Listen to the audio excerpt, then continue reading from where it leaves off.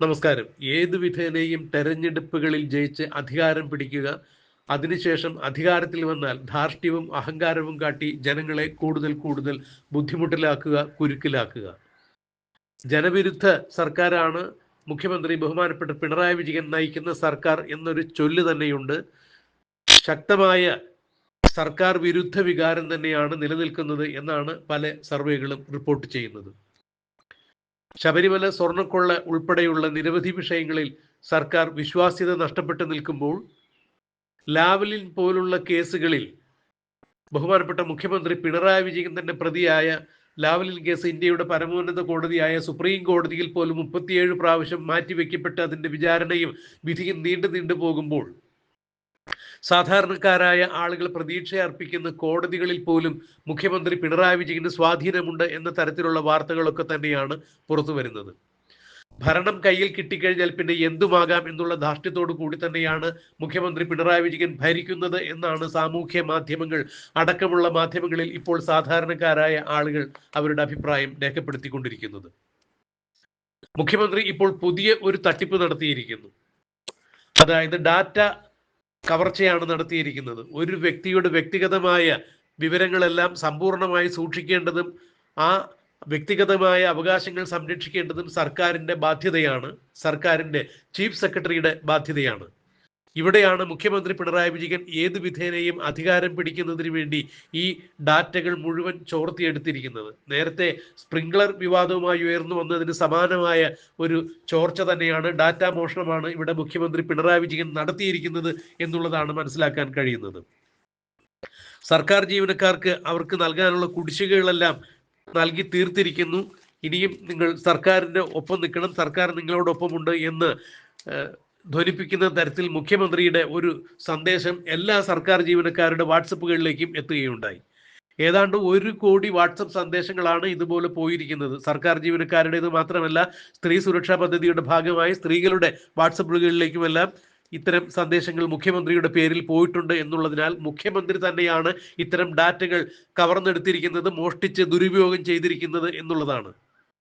സർക്കാരിൽ നൽകുന്ന, അതായത് പല സന്ദർഭങ്ങളിലായി പലപ്പോഴും സർക്കാർ ജീവനക്കാരും പൊതുജനങ്ങളും സർക്കാരിലേക്ക് സമർപ്പിക്കുന്ന വ്യക്തിഗതമായ ഡാറ്റകൾ ആ ഒരു ആവശ്യത്തിനല്ലാതെ വീണ്ടും മറ്റൊരാവശ്യത്തിന് ഉപയോഗിക്കാൻ പാടില്ല എന്നും മറ്റൊരാവശ്യത്തിന് ഉപയോഗിക്കണമെന്നുണ്ടെങ്കിൽ വ്യക്തിയുടെ പൂർണ്ണമായ സമ്മതം വാങ്ങിച്ചിരിക്കണം എന്നുള്ള കൃത്യമായ വ്യവസ്ഥാപിതമായ നിയമരീതികൾ ഉള്ളപ്പോഴാണ് മുഖ്യമന്ത്രി സർക്കാർ സംവിധാനങ്ങളിൽ ഉപയോഗിക്കേണ്ട ആവശ്യങ്ങൾക്ക് വേണ്ടി ജനം നൽകിയ അവരവരുടെ വ്യക്തിഗതമായ ഡാറ്റകളിൽ നിന്നും ഓരോരുത്തരുടെയും ഫോൺ നമ്പറുകൾ മോഷ്ടിച്ചെടുത്ത് തനിക്ക് തുടർ ഭരണം നേടുന്നതിന് വേണ്ടി മുഖ്യമന്ത്രി പിണറായി വിജയൻ വാട്സപ്പുകളിലേക്ക് സന്ദേശം അയച്ചിരിക്കുന്നു. അത്തരം ഫോൺ നമ്പറുകൾ മോഷ്ടിച്ച് വ്യക്തിഗതമായ വ്യക്തിവിവരങ്ങൾ മുഖ്യമന്ത്രി മോഷ്ടിച്ചിരിക്കുന്നു എന്നുള്ളത് തന്നെയാണ് ഇപ്പോൾ സൈബർ കുറ്റമായി പറയുന്നത്. പലരും ഇതിന് കുറ്റകൃത്യത്തിന് മുഖ്യമന്ത്രിക്കെതിരെ കേസ് നൽകിയിരിക്കുന്നു. എന്നാൽ സൈബർ വിങ് ഒരു കാരണവശാലും മുഖ്യമന്ത്രിയെ അറസ്റ്റ് ചെയ്യില്ല, അകത്തിടില്ല എന്നുള്ളതാണ് മനസ്സിലാക്കാൻ കഴിയുന്നത്. ഗുരുതരമായ കുറ്റകൃത്യമാണ് മുഖ്യമന്ത്രി നടത്തിയിരിക്കുന്നത്. മുഖ്യമന്ത്രി സർക്കാർ ജീവനക്കാരുടെ DA കൊടുത്തു തീർത്തു. ഈ കുടിശ്ശിക, അതായത് DA കുടിശ്ശിക എല്ലാവർക്കും നൽകിയിട്ടുണ്ട് എന്ന തരത്തിലാണ് മുഖ്യമന്ത്രിയുടെ സന്ദേശം പ്രചരിക്കുന്നത്. ആ സന്ദേശത്തിന്റെ പൂർണ്ണ രൂപം ഇങ്ങനെയാണ്: പ്രിയപ്പെട്ട, അവിടെ ആർക്കാണോ സന്ദേശം അയക്കുന്നത് ആ ആളുടെ പേരാണ്. നമസ്കാരം. കഴിഞ്ഞ ബജറ്റിൽ നൽകിയ പ്രധാന വാഗ്ദാനങ്ങൾ ഒന്നൊന്നായി നടപ്പിലാക്കിക്കൊണ്ടിരിക്കുകയാണ്. ജീവനക്കാർക്കും പെൻഷൻകാർക്കും പ്രഖ്യാപിച്ച DA, DR സർക്കാർ പൂർണ്ണമായും അനുവദിച്ചിരിക്കുന്നു. ഫെബ്രുവരി മാസത്തെ ശമ്പളത്തിൽ അനുവദിച്ച 3% പുറമെ ബാക്കിയുള്ള 10% DA കൂടി അനുവദിച്ച് ഉത്തരവിറങ്ങി. ഇതോടെ ആകെ DA 35% വർദ്ധിപ്പിച്ചു. മാർച്ച് 1 ലഭിക്കുന്ന ശമ്പളത്തോടൊപ്പം ആദ്യം വർദ്ധിപ്പിച്ച 3% DAയും ഏപ്രിൽ 1 ലഭിക്കുന്ന ശമ്പളത്തോടൊപ്പം ഇപ്പോൾ വർദ്ധിപ്പിച്ച 10% DAയും നിങ്ങളുടെ കൈകളിലെത്തും. സർക്കാർ ജീവനക്കാരുടെ ഭവന നിർമ്മാണ അഡ്വാൻസ് പുനഃസ്ഥാപിച്ച കാര്യവും ഇതിനോടകം അറിഞ്ഞിരിക്കുമല്ലോ. ജീവനക്കാരുടെ ക്ഷേമവും അവകാശങ്ങളും സംരക്ഷിക്കാൻ ഈ സർക്കാർ എന്നും ഒപ്പമുണ്ടാവും. വരുന്ന ആളുകളിലും ഈ കരുതൽ തുടരും, ഉറപ്പാണ്, വാക്ക്. സ്നേഹത്തോടെ പിണറായി വിജയൻ, മുഖ്യമന്ത്രി. ഏതാണ്ട് ഇങ്ങനെയാണ് മുഖ്യമന്ത്രിയുടെ സന്ദേശം വാട്സപ്പുകളിൽ ലഭിച്ചിരിക്കുന്നത്.